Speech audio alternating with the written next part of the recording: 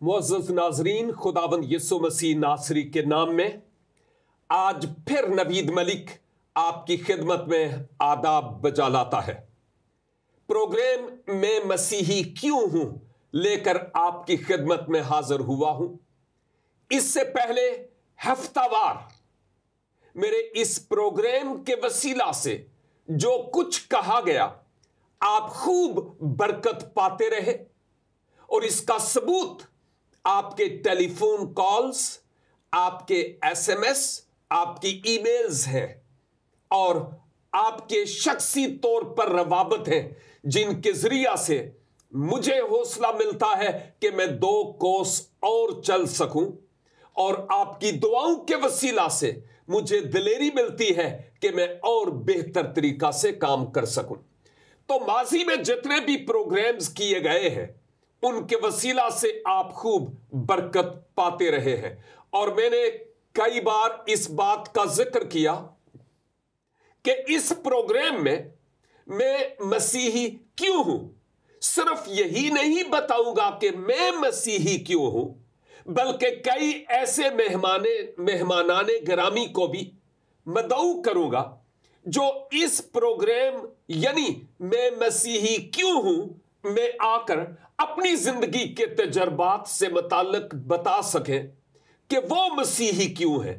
ماضی میں بھی کئی ایسے مہمانان آتے رہے اور انہوں نے اپنے زندگی کے اس روحانی یعنی اسپرچل تجربہ سے متعلق بہت کچھ کہا ہے۔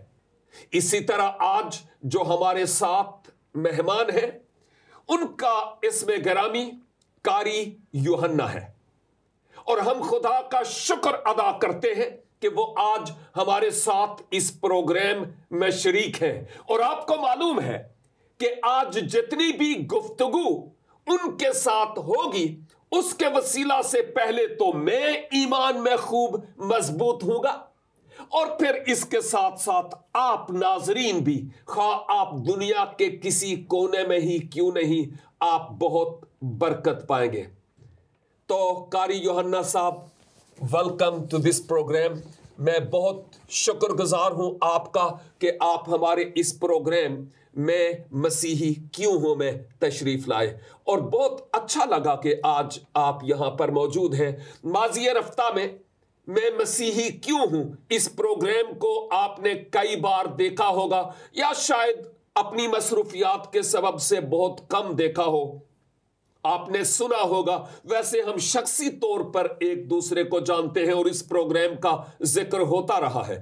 تو آج آپ میں مسیحی کیوں ہوں اس پروگرام کے لیے اس اسٹوڈیو میں موجود ہیں، تو آپ کو کیسا لگ رہا ہے آج یہاں پر؟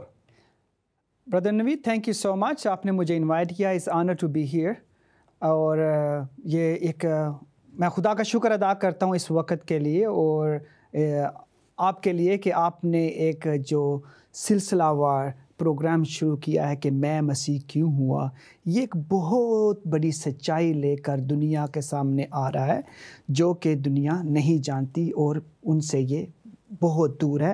اور آج مجھے بہت اچھا لگا کہ میں خود اس پروگرام میں مسیح کیوں ہوا کا ایک حصہ بن کر اپنی زندگی کے بارے میں بتا سکوں لوگوں تک، اپنے ناظرین تک، کہ میں مسیح کیوں ہوا اور میری زندگی میں کیا تھا۔ آمین۔ واقعی یہ بہت بڑی بات ہے کہ جب خدا کے کلام کی باتیں ہو رہی ہوں اور سیکھنے کی روح رکھنے والا شخص ہو تو محسوس ہوتا ہے کہ یہ بات میرے لیے ہی ہے۔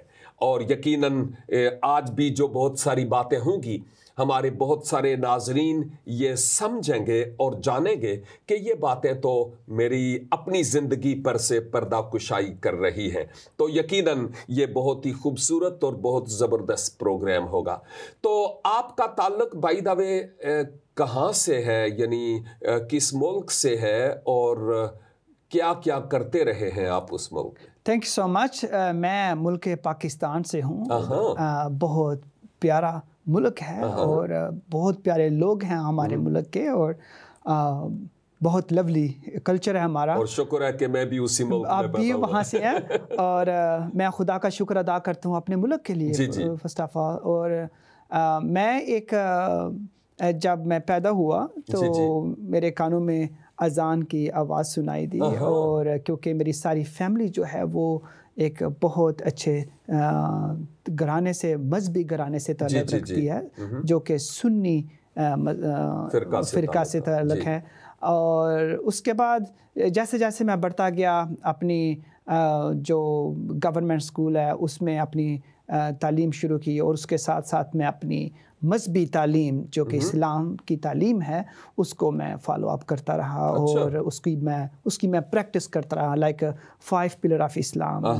سو جب میں تقریباً 5 سال کا تھا تو تقریباً مجھے وہ سارے 6 کلمے اور نماز، سارا کچھ جو ہماری جو بیسک ٹیچنگ ہوتی ہے اسلام میں، وہ سارا کچھ میں نے اپنے والدین سے اور اپنے امام مسجد صاحب سے اور اپنے جو سارا کلچر ہے وہاں سے سب کچھ سیکھا۔ سو یہ میرا بالکل بچپن تھا تقریباً 9 سال تک، اور اس کے بعد جو ہے وہ میں پھر مدرسے میں چلا گیا۔ اچھا، بہت بڑا مدرسہ ہے وہ، اور وہاں پر میں نے پھر حفظ کرنا شروع کیا۔ وہ بھی پاکستان میں جہاں کہیں آپ پیدا ہوئے ادھر قریب ہی ہوا؟ یا نزدیک ہی ہمارے ایک مدرسہ تھا، اور وہاں پر پھر مجھے میرے والدین نے بھیجا، اور میں نے جو ہے قرآن کو حفظ کرنا شروع کیا۔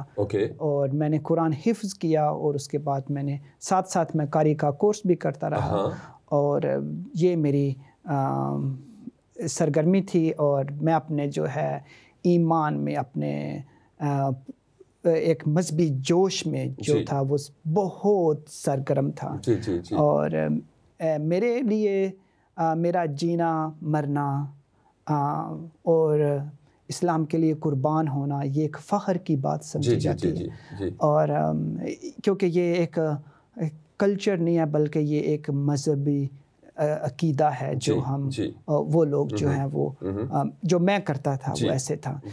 سب سے پہلے میں یہ بات کہوں گا کہ میں بجائے سب کچھ بات کرنے کے بتانے کے جو بھی میں اپنی زندگی کے بارے میں بتاؤں گا، میں ناظرین سے یہ کہوں گا کہ ناظرین یہ ایک میری پرسنل داستان ہے جو میری زندگی میں ہوئی، جو میں آپ تک لے کے آنا چاہتا ہوں، اور یہ میں اس گفتگو کو شروع کرنے سے پہلے میں آپ سب کو التجا کرتا ہوں اور آپ سب تک پیغام پہنچانا چاہتا ہوں کہ میرے اس پروگرام کا کوئی ایسا مطلب نہیں ہے کہ میں کسی کے مذہب کو ڈسکریج کروں یا کسی کو ہرٹ کروں، اور یا کسی کو کہوں کہ وہ یہ مذہب اچھا ہے وہ مذہب اچھا نہیں تھا۔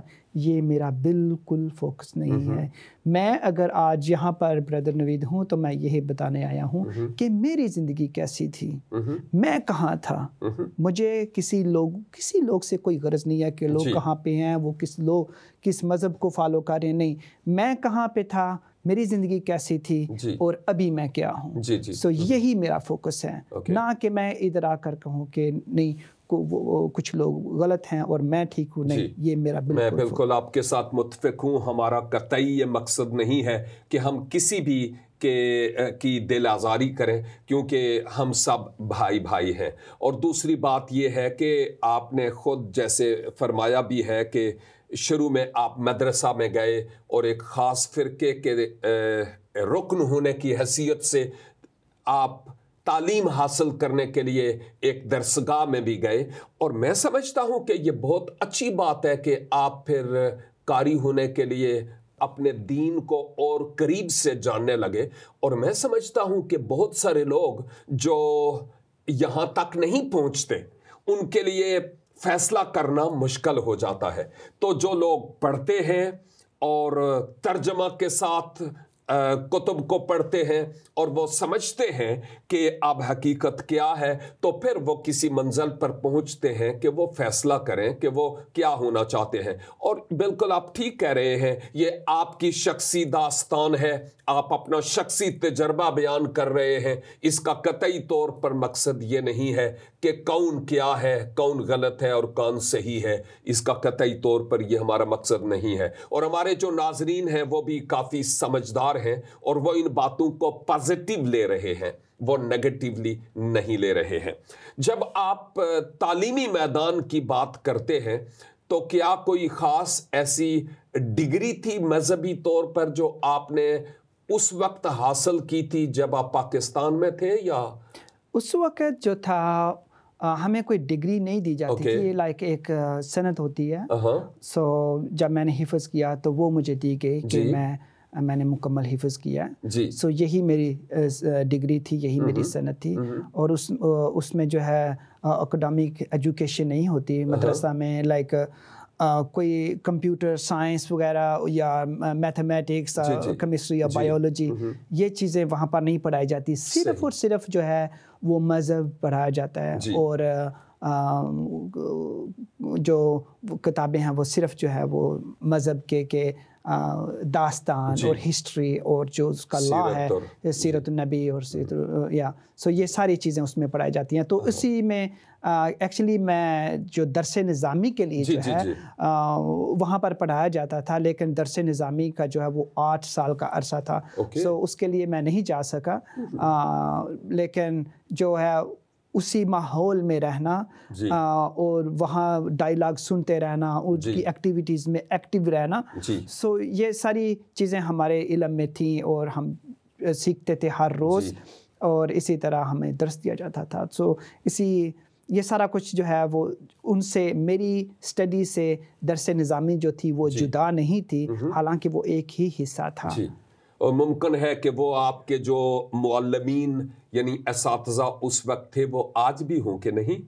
آف کورس میں جانتا ہوں، بہت سارے میرے اچھے دوست ہیں، وہ بہت اچھے اساتذہ ہیں. وہ ابھی اپنا درس تدریس جو ہے وہ دوسرے لوگوں تک، دوسرے طالب علموں تک پہنچا رہے ہیں.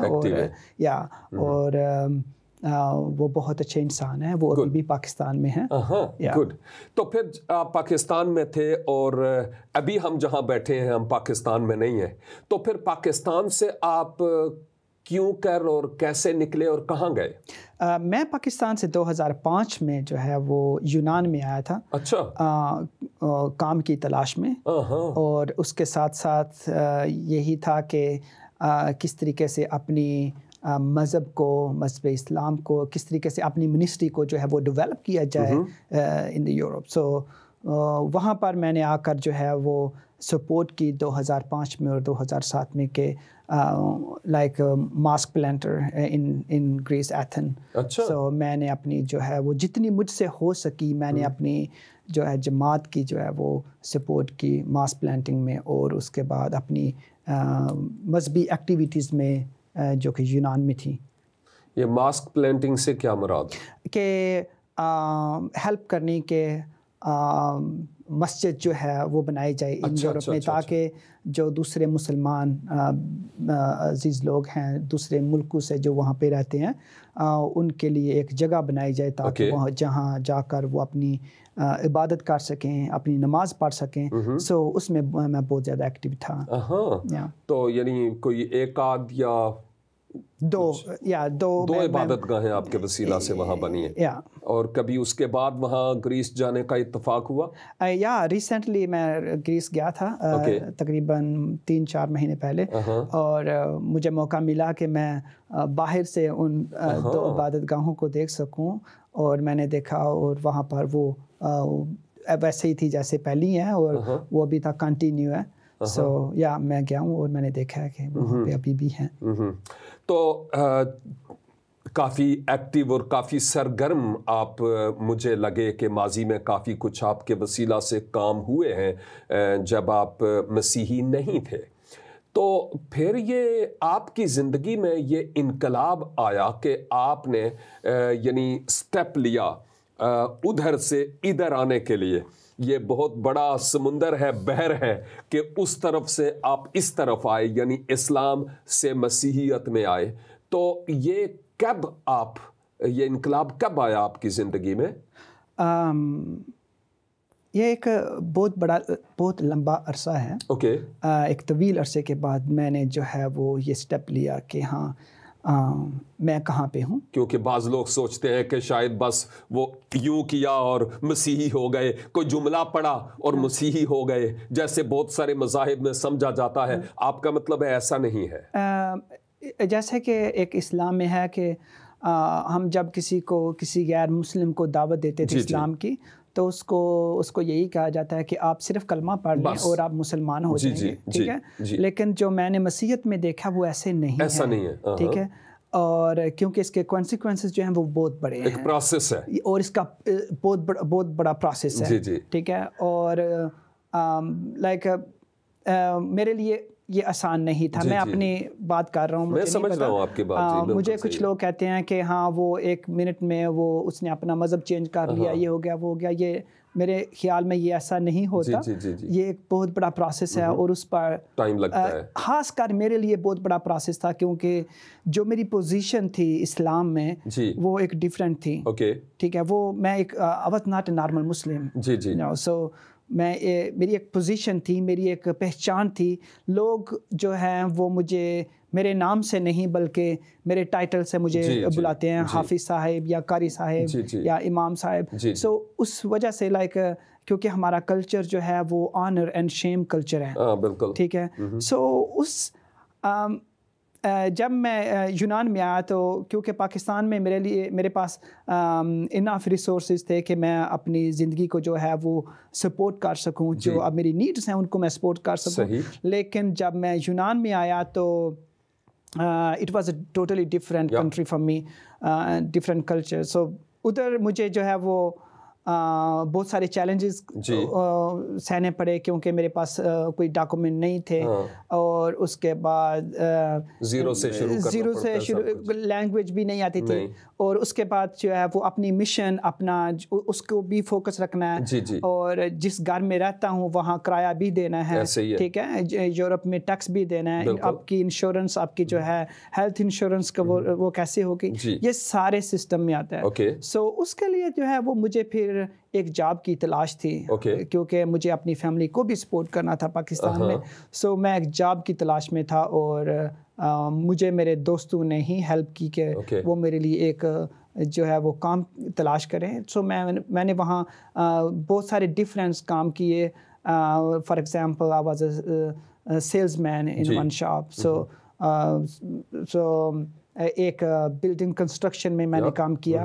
سو جو بھی کام مجھے ملا میں نے کافی سارے وہاں پر جو ہے وہ ڈفرینٹ شعبہ میں جو ہے وہ میں نے کام کیا, اور ساتھ مذہبی سرگرمیاں بھی جاری, ساتھ میں اپنی مذہبی سرگرمیاں بھی جو ہیں وہ جاری رکھتا تھا, اور ان میں بہت زیادہ ایکٹیو تھا. تو پھر آپ نے کیسے مسیحا سے متعلق سنا؟ مسیحا کے متعلق میں نے ادھر نہیں سنا تھا, لیکن میں نے مسیحا کو دیکھا مسیحوں کی زندگی میں, ٹھیک ہے. میں جس کلچر میں پڑھا ہوں اور جس کلچر میں آپ ہیں, ہمارے کلچر میں ہم نے جو مسیحوں کو دیکھا ہے, ان کے بارے میں سنا ہے. ہم ان کے لیے ایک لفظ یوز کرتے ہیں پاکستان میں, چوڑا, ٹھیک ہے. مسیحوں کے لیے ایک چوڑا لفظ استعمال کیا جاتا ہے جس میں ساری چیزیں انکلوڈ ہو جاتی ہیں کہ چوڑا مین unholy, unclean, you know, یہ توہین یا یہ کافر ہے, یا lowest caste, you know. So کیونکہ ہمارے کلچر میں جو ہے وہ یہ قوم قبیلے پر بہت زیادہ فوکس کیا جاتا ہے, تو ان کے لیے جو ایک لفظ ہے چوڑا وہ استعمال کیا جاتا ہے, اس سے سب کچھ وہ سامنے آ جاتا ہے کہ اس کا کیا مطلب ہے. سو میرے نظر میں جو پاکستان میں مسیحی لوگ ہیں وہ یہی تھے کہ جو میں بلا پڑھا, میری نظر میں مسیح وہ ہیں جو اگر میری نظر میں آل ویسٹرن جو ہیں اور امریکن جو ہیں وہ مسیح ہیں. کیوں؟ آپ جانتے ہیں, میں جانتا ہوں, اور سارے لوگ جانتے ہیں اور ناظرین جانتے ہیں کہ ہمارے کلچر میں ہماری سوچ یہ ہے کہ اگر وہ لوگ ویسٹرن یا امریکن یا جو بھی ہیں وہ مسلمان نہیں ہیں تو وہ سارے مسیحی ہیں, ٹھیک ہے. اگر وہ مسلمان نہیں ہے تو سارے مسیحی ہیں, ٹھیک ہے, عیسائی ہیں. اور اس کے علاوہ جو ہے جو میرے ذہن میں پکچر تھی, جو میں نے سنا تھا یا جو میں نے دیکھا یا مجھے سکھایا گیا, وہ یہ ہے کہ کرسچن وہ ہیں جو خنزیر کھاتے ہیں, ٹھیک ہے, 24 گھنٹے خنزیر کھاتے ہیں, وَلَحْمَ الْخِنزِيرِ وَمَا أُحِلَّ بِهِ لِغَيْرِ اللَّهِ. سو وہ ہے جو خنزیر کھاتے ہیں, ٹھیک ہے, جو کہ میرے مذہب میں ایک انہولی اینیمل جی حرام ہے یا اس کا نام لینا بھی ہمارے مذہب میں اسلام میں جو ہے وہ منع ہے. اور میرے خیال میں مسیح وہ ہیں جو ہر وقت شراب پیتے رہتے ہیں. یعنی یہ ابھی نہیں لیکن اس وقت یہ سوچ تھی آپ کی؟ اس وقت جو تھا میری سوچ میں یہی تھا کہ جو کرسچن لوگ ہیں ویسٹرن میں وہ ایسے ہیں شرابی ہوتے ہیں, وہ شراب پیتے رہتے ہیں, ٹھیک ہے. اور کرسچن لوگ وہ ہیں جو میں نے سیکھا, کرسچن وہ ہیں جو ہر وقت سیکس کرتے رہتے ہیں, زناکاری کرتے رہتے ہیں. یہ very sorry to say about that, but this is a reality in our culture. You know, یہ میرے ہو سکتا ہے کہ جو میرے سننے والے ناظرین مسیحی ہیں ان کو یہ ایک شاک ہو کہ یہ جو ہم جنسی روابط کے بارے میں بات کرتے ہیں, یہ زناکاری, یہ ایک ریالٹی ہے جو ہمارے ملک میں ہے, ٹھیک ہے. میرے خیال میں ہمارے ناظرین کو یہ بات عجیب نہیں لگے گی, کیونکہ ایون مسیحی لوگ بھی سمجھتے ہیں کہ ہمارے ملک میں یہی کچھ سمجھا جاتا ہے جیسے آپ بتا رہے ہیں. بالکل آپ درست فرما رہے ہیں. مسیحی لوگ سمجھتے ہیں کہ ہمارے ملک میں مسیحوں سے متعلق یہی باتیں, ایون آپ کہنے لگے تھے کہ وہ بت پرست بھی کہتے ہیں ہمیں, یعنی یہ ساری باتیں کہی جاتی ہیں ہمیں, اور یہ ان کے شخصی تجربہ کی باتیں نہیں ہیں. یہ شاید انہوں نے یا تو کوئی موویز دیکھی ہوں گی یا مذہبی رہنما جس طرح کا گند ان کے ذہن میں گھولتے ہوں گے اسی کے متعلق وہ پھر بات بھی کرتے ہوں گے, حالانکہ یہ ان کا شخصی طور پر کوئی تجربہ نہیں ہے. کیونکہ جو ایک حقیقی اور سچے مسیحی کو مل گیا پھر وہ اگر مسیحی نہیں ہوا تو کچھ اور بھی نہیں رہا. تو یہ ایک حقیقت ہے جو کچھ ہمیں نظر آتی ہے. تو گویا آپ کو مسیحی لوگ, جیسا آپ ماضی میں بتا رہے تھے, نفرت انگیز لوگ نظر آتے تھے. تو پھر کس طرح سے یہ کڑوی گولی آپ نے کھائی, کیا ہوا؟ جیسے میں بات کر رہا تھا کہ میری نظر میں مسیح, ٹھیک ہے, اور یہی تھا کہ مسیح جو ہیں وہ اسلام کو اچھا نہیں سمجھتے اور وہ اسلام کے دشمن ہیں, ٹھیک ہے. اور جب وہ انکلین ہیں, وہ بلید ہیں, یہ سارا کچھ. جب میں یونان میں آیا, میں نے اپنا کام شروع کیا, تو جن کے پاس میں کام کرتا تھا ان کو میں اچھا نہیں سمجھتا تھا کیونکہ وہ سور کھاتے ہیں. اور جب اگر میں وہاں پر کام کروں ایز اے حافظ یا قاری تو میرے لیے بہت بڑا چیلنج ہے, ٹھیک ہے. اور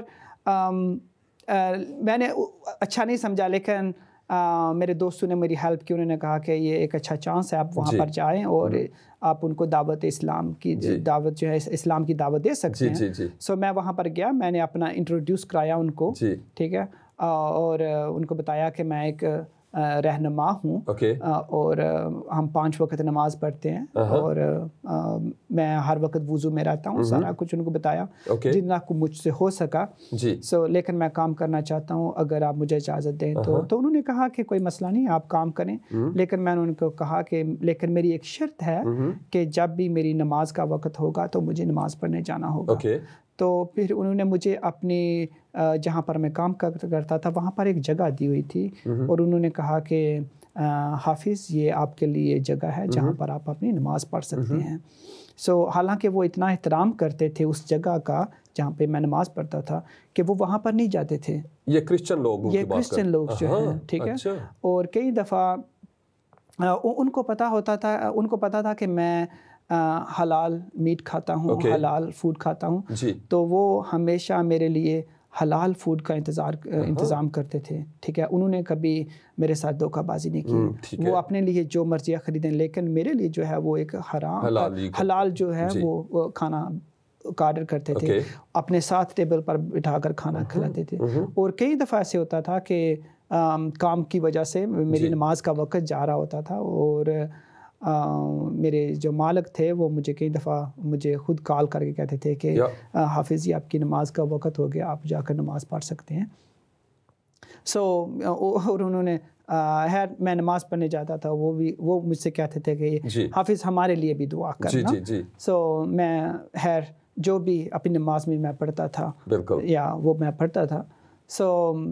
یہ چیزیں تھیں کہ اور ساتھ ساتھ میں ان کو اسلام کی تعلیم بتا رہا تھا ان کرسچن لوگوں کو کہ ہم کس طرح کھانا کھاتے ہیں, ہم کس طرح پانی پیتے ہیں, ٹھیک ہے, ہم بیٹھ کر پانی پیتے ہیں, ہم پانی کو 3 گھونٹوں میں پیتے ہیں, ہم روٹی جو ہے وہ دائیں ہاتھ سے کھاتے ہیں, ٹھیک ہے. ان کو یہی شو کرتا تھا کہ ہم عورتوں کی طرف نہیں دیکھتے, you know, I don't touch, I don't drink, I don't like this is سب شریعت جو تھی وہ ان کے سامنے میں شیئر کرتا تھا.